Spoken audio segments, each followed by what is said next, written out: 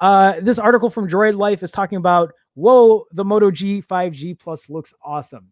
It's been a few years, and actually that looks pretty nice from this picture. It's been a few years since I've tested a Moto G phone, the line that is likely Motorola's best selling across the globe. I've avoided them mostly because they didn't check enough boxes, and that's kind of how I felt about this phone, even for the price they were being delivered at. With the new Moto G 5G Plus, Motorola just nailed the budget phone, but there's still one big problem. Before we dive into the sad news, let's talk about what the Moto G 5G Plus is and why you should take a serious look at it. So a 6.7-inch FHD Plus display.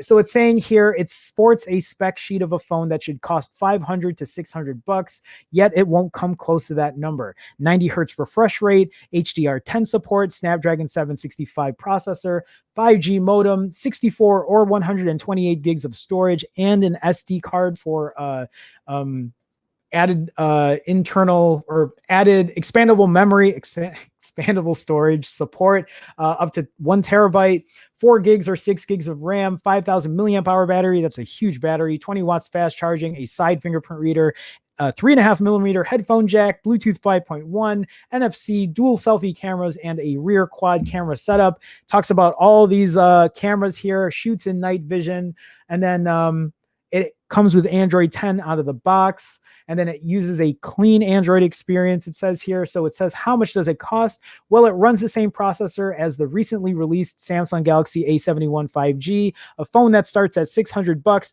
If you want to hear an atrocity, they are also making the 5G UW from Verizon, an A71 that's selling for $650. So you can have the luxury of paying $650 for a mid-range phone from Verizon that's carrier locked. Then you can get millimeter wave as long as you stand right in front of their towers and you're licking the metal pole. Then you can get faster speeds. I'm kidding, but yes, $650. I'm not kidding about that. The Velvet also runs that processor and is expected around that price or higher should it make its way to the US. The Moto G 5G Plus will start at just 349, is that euros? For the 4 gig, 64 gig internal option, and jump to $399 for the 6 gig, 128 gig model. So this is a much cheaper price point. This is the price point that I feel like is fair. This is the price point that I have been shooting for.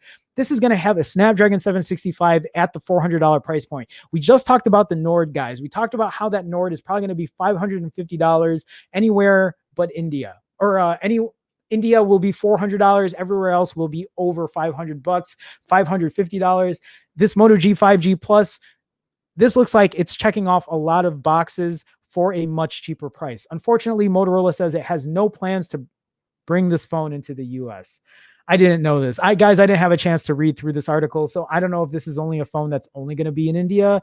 Is it only going to be in Europe? Is it going to just be international? When I say international, I just mean not in the US. That's unfortunate. I had no idea.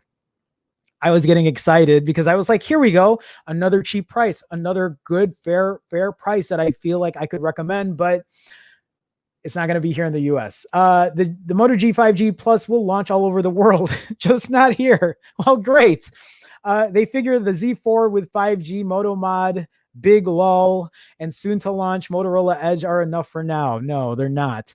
At some point in the fall, they will launch a sub $500 5G phone. Ugh. You'd buy this in the US, wouldn't you? I think that's a fair price that I would have recommended to people. That's unfortunate. So yeah, that's it.